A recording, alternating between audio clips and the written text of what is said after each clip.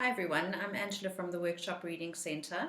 I'm going to be putting together a series of videos on topics around reading, and I hope you'll find them useful. If you have any questions or any comments, please feel free to contact me on any social media platform or via email.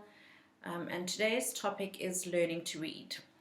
We're going to be exploring the process of reading acquisition, how children actually acquire the skill, and also look at reading as the complex skill that it is. It has a multifaceted nature.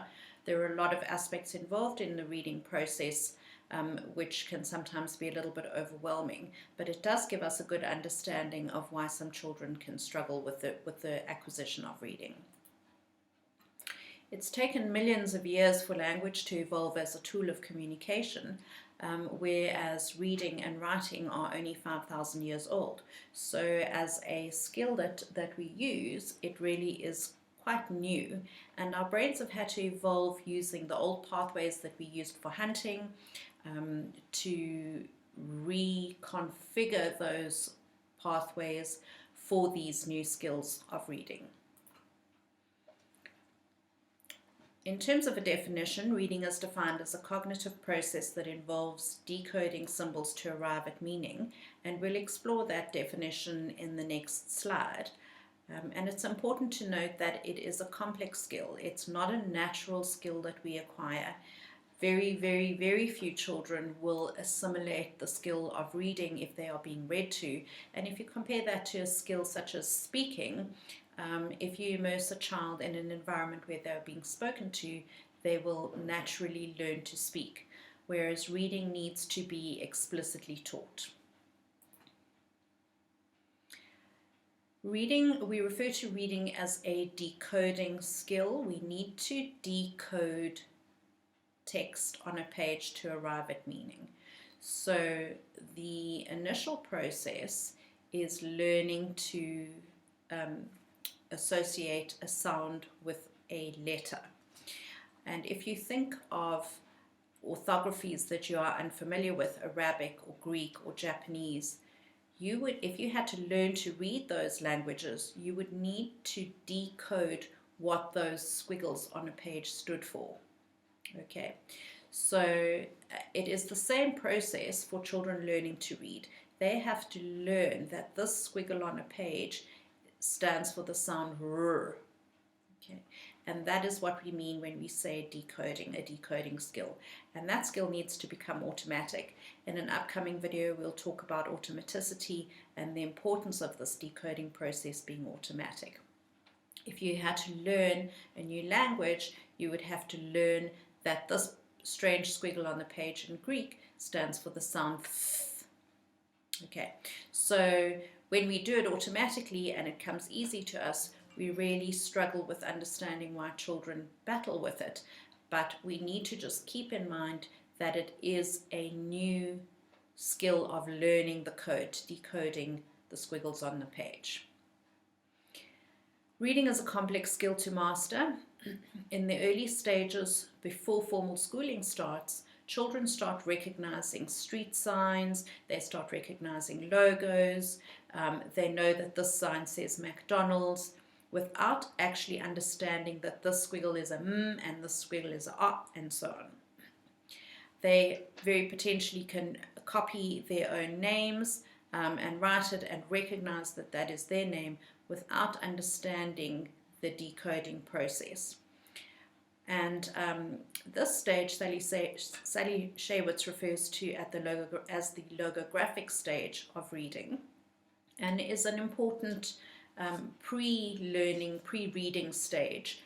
They are recognizing just by color, by color and by shape, without actually being able to read it itself. When formal schooling starts, they start the decoding process, and this is where they learn to associate letters and sounds. We start breaking up words into their parts. We reassemble the words and blend the sounds and blend them together into words. And all of this formal teaching process is really, really very important. In English particularly, as soon as we have gained this process of reading, we throw in all of these difficulties: irregular words, sight words, which I'm sure all the mummies have got lists and lists of the sight words or dolch words, and these are words that have come up very frequently in language but don't have a direct letter sound association.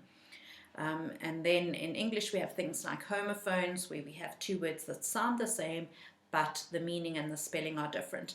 And these are words that children can't necessarily decode. They have to actually learn these words off by heart.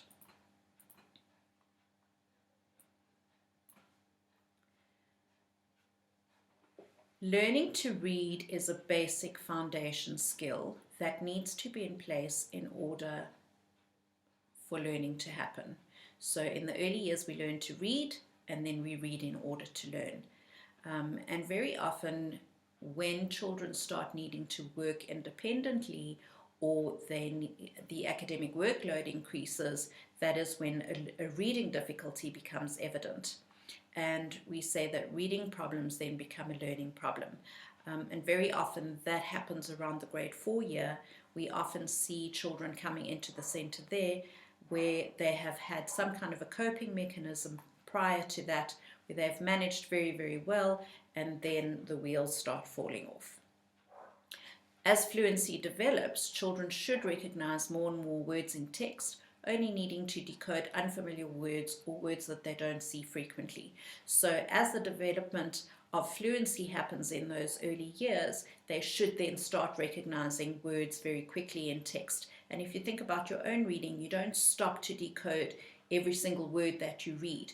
You cope very well with the reading, and unless you're reading something with a lot of difficult words or a very technical text, you generally, as a fluent reader, will cope well with your reading.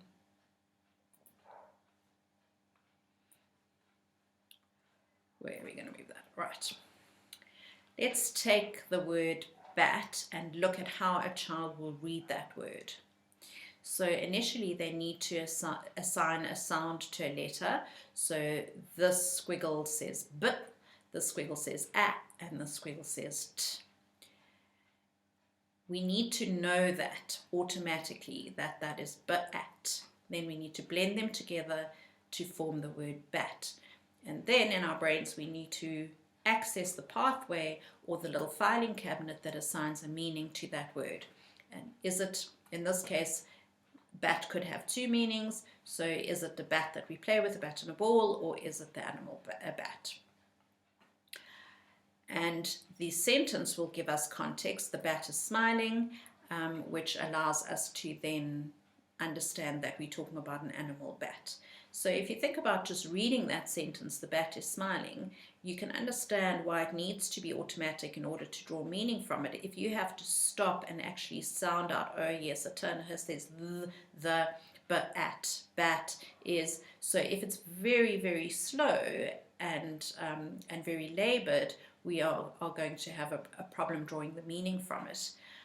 So this processing and accessing of information, blending it together, first assigning a sound to a letter, blending the letters together, drawing a meaning of what we're talking about, all of that happens in absolute tiny little milliseconds.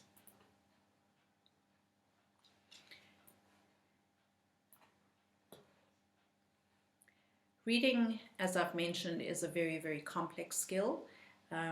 It is not automatic, and it needs a lot of things to be happening at the same time. In those milliseconds, our eyes move across the page, we're allocating a sound to a squiggle on a page, we're drawing meaning from it, and this mind map is just a visual representation of everything that needs to be happening in those teeny tiny milliseconds in order for us to draw meaning. And drawing meaning from what we're reading is really the primary point of reading.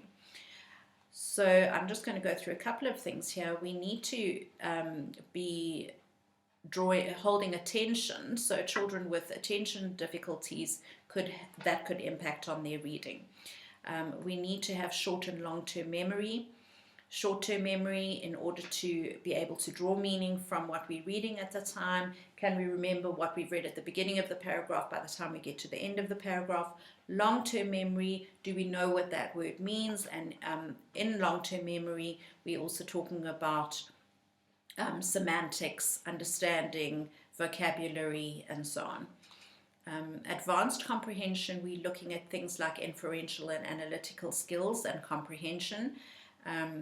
Those skills are, again, the reason that we read is to understand, and as children go through their schooling, the higher grades, the questions that come up in comprehension tests and exams very often are not straightforward. They are what we call higher order thinking, where the questions are inferential or analytical. Okay, I'm not going to go through everything on this mind map. This area in the light purple is looking at the visual part of reading. So obviously eyes need to move smoothly across the page. We actually have eyes moving in jumps called saccades, and we will talk about visual processing in one of the upcoming videos. But a child's muscles that control the movement of the eyes need to be working correctly, so that they're not jumping all up and down. Sometimes when we assess children, we see them pulling words from the line above or the line below, skipping out words and so on. And all of that has to do with the visual processing. And then obviously the vision itself, or the general vision, or what we call the visual acuity, and a child needs to be able to see, and that obviously is also an important part of the reading process. Also in terms of visual processing, we're looking at things like contrast sensitivity. Is a black text on a white page too stark for a child's eyes? Are they struggling with that? Peripheral vision is important. We need to see a few letters ahead and behind of where the eye is focused. So there's a lot going on in terms of the eyes, which is why we always recommend that you have an eye test done that includes visual processing if a child is struggling to read. So we can tick that box and say, right, the eyes are fine. From a sound perspective, we need to be sure that a child is hearing the difference between sounds. If you aren't hearing the difference between an F and a V and a TH, those sounds are very close together, f and v. So if you are not have that auditory distinction, you're going to struggle to assign that sound to its letter, and that can impact on reading. Motor skills, crossing the midline, the eye moving across the halfway point in the page, all of those things are important for reading as well. So all of this is happening together, and I think it's a good visual representation and gives an understanding of why children get referred to the speech therapist or to an audiologist or to an OT. All of these things need to be working together very efficiently for reading to take place. So I hope this has given you a little bit of understanding of the process of acquiring reading, and I look forward to seeing you in the videos to come.